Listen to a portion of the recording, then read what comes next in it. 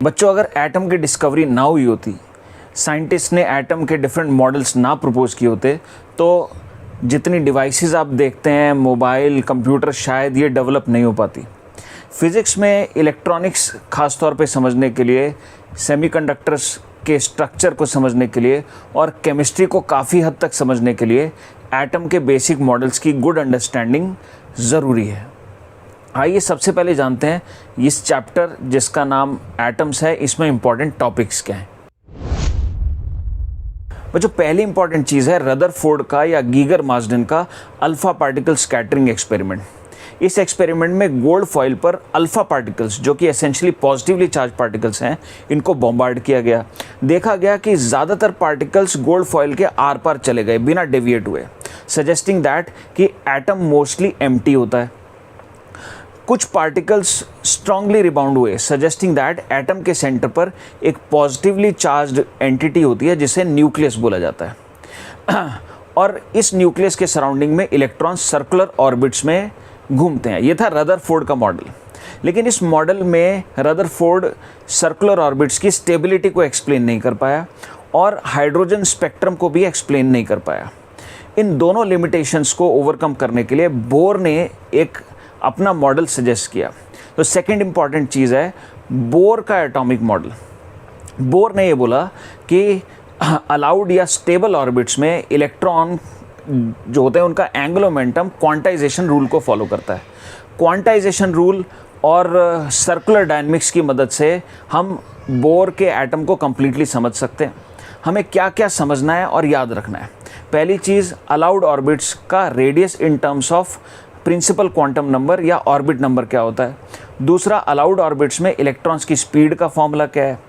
तीसरा, time period of revolution, यानी कि एक चक्कर लगाने में कितना टाइम लगता है और एक सेकंड में कितने चक्कर इलेक्ट्रॉन लगा सकता है, जिसे फ्रीक्वेंसी ऑफ रेवोल्यूशन बोला जाता है।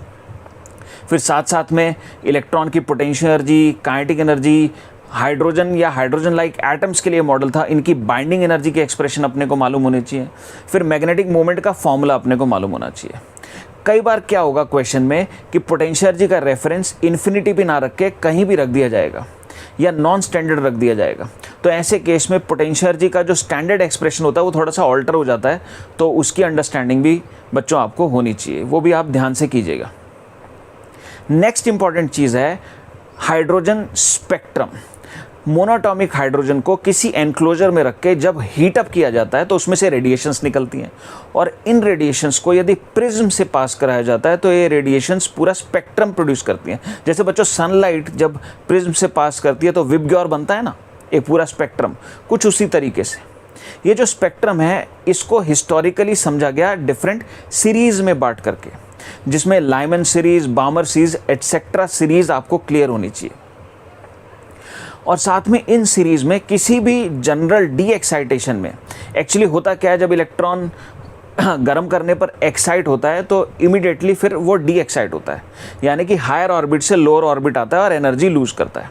तो इलेक्ट्रॉन किसी जनरल हायर ऑर्बिट से किसी लोअर ऑर्बिट में जब आएगा, डी एक्साइट होने पर अपनी एनर्जी फोटोन की फॉर्म में या रेडिएशन की फॉर्म में लूज करेगा। तो जो रेडिएशन प्रोड्यूस होगी उसकी वेवलेंथ, उसकी वेव नंबर, उसकी फ्रीक्वेंसी, इनके एक्सप्रेशंस आपको जनरल फॉर्मेट में मालूम होना चाहिए। साथ में हर एक सीरीज़ में मैक्सिमम पॉसिबल और मिनिमम पॉसिबल वेवलेंथ के एक्सप्रेशन आपको मालूम होने चाहिए। रिडबर्ग कांस्टेंट की टर्म्स में भी मालूम होने चाहिए।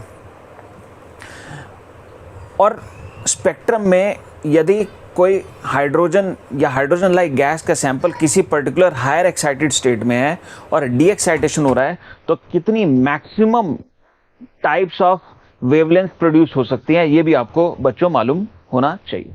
यूजुअली हम न्यूक्लियस को फिक्स्ड अज्यूम करके रेडियस और स्पीड ऑफ इलेक्ट्रॉन के फॉर्मूले डिराइव करते हैं, बट एक्चुअली गैस में न्यूक्लियस मूविंग होता है, तो हमें रिड्यूस मास के कॉन्सेप्ट की मदद से रेडियस या एनर्जी ऑफ एटम के एक्सप्रेशंस डिराइव करने पड़ते हैं। ये काफ़ी इंपॉर्टेंट है, थोड़ा सा ट्रिकी है बट इंपॉर्टेंट है।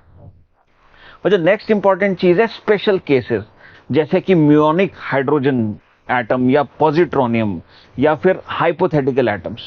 बच्चों नेक्स्ट इंपॉर्टेंट है एटॉमिक कोलिजन, जिसमें एटलीस्ट एक एटम के साथ यदि कोई दूसरी एंटिटी कोलाइड करती है तो नेचर ऑफ कोलिजन इलास्टिक है या परफेक्टली इलास्टिक है, ये अपने को डिटरमाइन करना होता है। आइए बच्चों नेक्स्ट जान लेते हैं एटम्स के इजी टॉपिक क्या हैं। बच्चों पहला इजी टॉपिक है Bohr's model for hydrogen like atoms और दूसरा इजी पार्ट है हाइड्रोजन स्पेक्ट्रम। इन दोनों ही टॉपिक्स में यूजुअली फॉर्मूला बेस्ड प्रॉब्लम आती है जो कि इजीली स्टूडेंट्स कर पाते हैं। बच्चों नेक्स्ट जान लेते हैं एटम्स के डिफिकल्ट पार्ट्स क्या हैं। तो पहला डिफिकल्ट पोर्शन है रदरफोर्ड मॉडल। इसमें इन्वॉल्व जो इंपैक्ट पैरामीटर और क्लोजेस्ट डिस्टेंस ऑफ अप्रोच के फॉर्मूले हैं वो स्टूडेंट भूल जाते हैं, तो सजेस्ट मैं करूंगा कि प्रॉब्लम तो प्रैक्टिस करें, एग्जाम में जाने से पहले भी फॉर्मूलों को अच्छे तरीके से देख लें। दूसरा डिफिकल्ट पार्ट है atomic collision. Actually atomic collision में नेचर ऑफ कोलिजन डिटरमाइन करने के लिए आपको क्लासिकल मैकेनिक्स के साथ साथ क्वांटम मैकेनिक्स की भी अंडरस्टैंडिंग होनी चाहिए, तो इसलिए इसको आप ध्यान से पढ़िएगा। बच्चों नेक्स्ट जान लेते हैं एटम्स में कमांड के लिए प्री रिक्विजिट्स क्या हैं। तो पहला नेचुरल प्री रिक्विजिट है सर्कुलर डायनेमिक्स की गुड अंडरस्टैंडिंग। भाई जब एटम में इलेक्ट्रॉन सर्कुलर पाथ पे जा रहा है, आपको सर्कुलर डायनेमिक्स ही नहीं आती तो फिर कैसे बात बनेगी। और दूसरा प्री रिक्विजिट है बच्चों प्लैंक की क्वांटम थ्योरी। एक्चुअली जब इलेक्ट्रॉन डी एक्साइट होता है, किसी हायर ऑर्बिट से लोअर ऑर्बिट आता है, तो अपनी एनर्जी फोटोन की फॉर्म में लूज करता है, जो कि आप प्लैंक की क्वांटम थ्योरी के बिना नहीं समझ सकते। बच्चों नीट पर्सपेक्टिव से ये चैप्टर कितना इंपॉर्टेंट है ये समझने के लिए आइए इसकी वेटेजेस जान लेते हैं।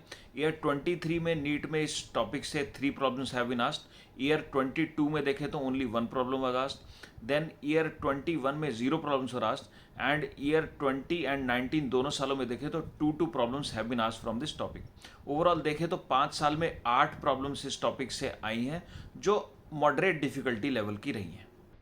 बच्चों ये टॉपिक केमिस्ट्री में भी पूछा जाता है, तो इसलिए ये ऑल द मोर इंपॉर्टेंट हो जाता है। तो आई वुड रिक्वेस्ट कि इस टॉपिक को आप मन लगा के पढ़िएगा। All the best.